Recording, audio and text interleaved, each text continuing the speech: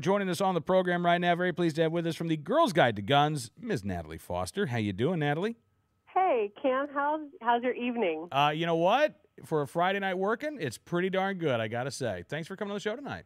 Yeah, thanks for having me. Dude, I had no idea that you had such an encyclopedic knowledge of Van Halen. Oh, yeah. My talents are wide and varied. I had no idea. Multifaceted man. Exactly.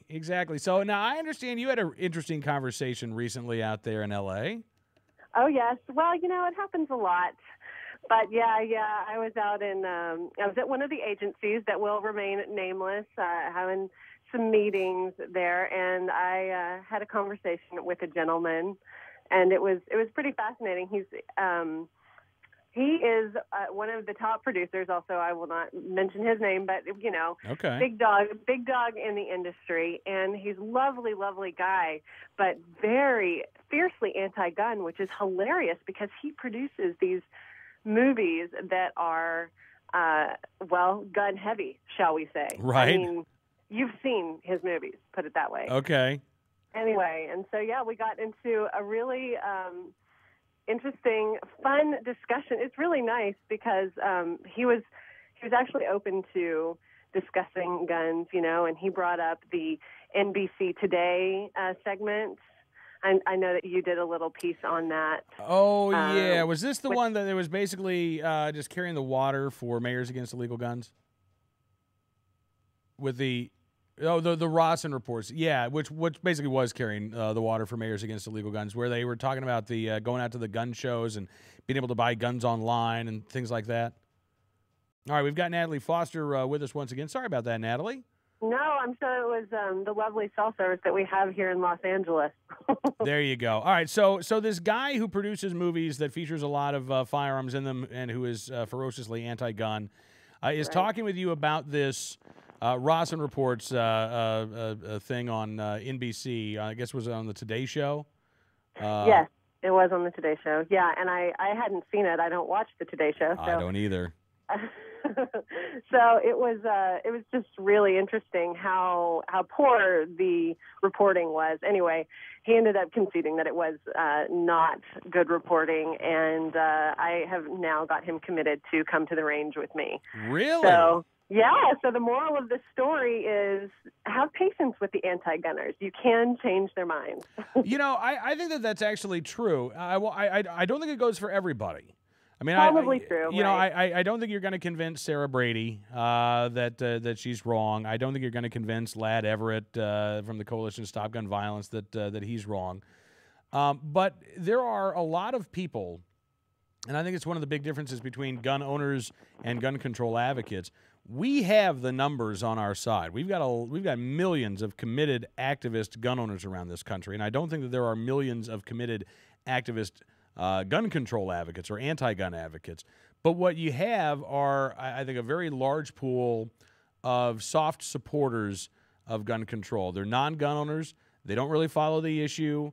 They get their news, as you say, from a lot of biased sources, and rarely do they engage with a gun owner in an actual conversation. So you're right. Those people, I think actually can be reached, and frankly, I think taking them out to the range, if you can get them out to the range so that they can see for themselves what shooting a gun is all about, what holding a gun is all about, how easy it is to be a safe and responsible gun owner, that's where you start to change those hearts and minds. Yeah, I absolutely agree, and I think it's very important that all of us who love our guns like we do, are on a mission to show people really how much fun it is, and like you said, how easy it is to really be a safe firearms owner, and that the vast majority of us are, and take those. We need to continue our training and all of that, and show people that we're making an effort to be safe gun owners, and I think that'll sway a lot of people towards our side. Although, the numbers are already very much in our favor these days. So, well, I think you're right about that. I mean, are you seeing that in California too? Around the country, we're seeing these stories about a lot of new gun owners. Are you seeing a great deal of interest in Southern California with women wanting to learn more about firearms? Oh, absolutely. I see it all over the place. From articles.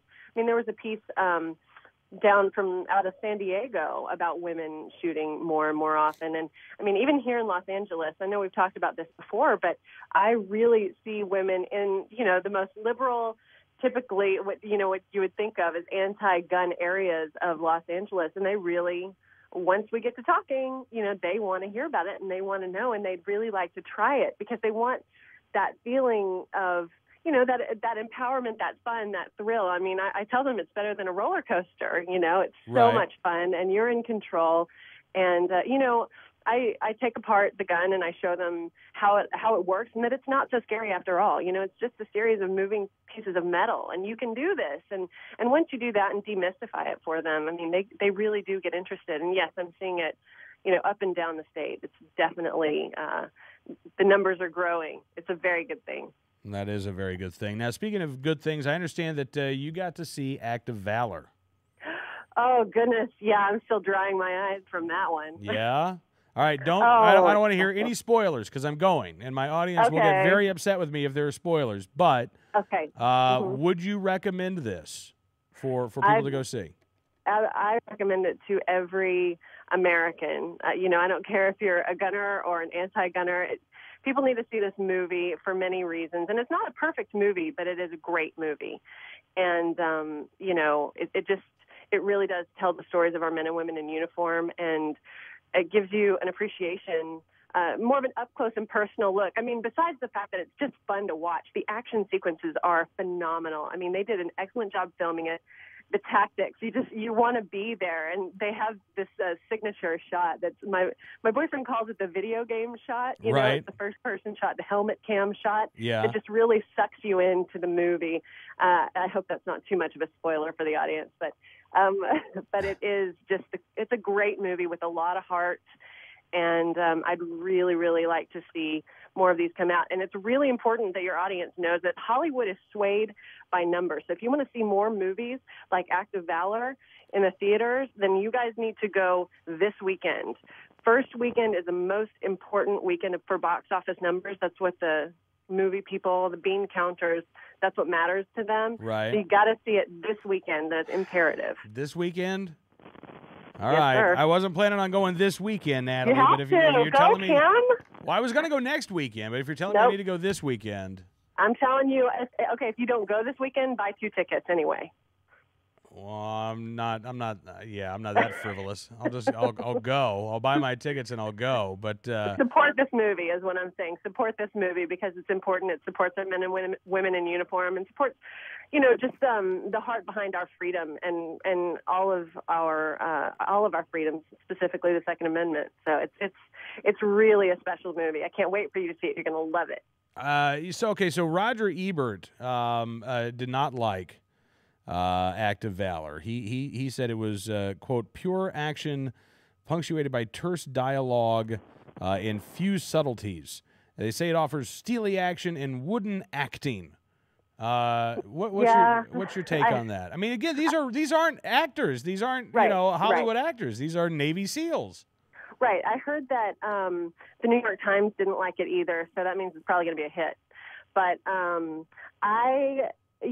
these are not actors, so don't expect, Oscar-worthy performances. That's one of the reasons I said it's not a perfect movie, but it is still good. It's not good. It's great. It's a great movie. It's not, sure, the story is not that nuanced, but if you know how the whole movie came together and the fact that it was just supposed to be a training video, I believe, a trailer. I mean, right. It really grew into something really, really special. And yes, the action is, like I said, stellar. And, the story could use a little work here and there, but it's still better than any movie I've seen this year. And I'm really, really happy that Hollywood is doing this, and it's a big step. It's a really big step. So yeah, the critics aren't going to like it.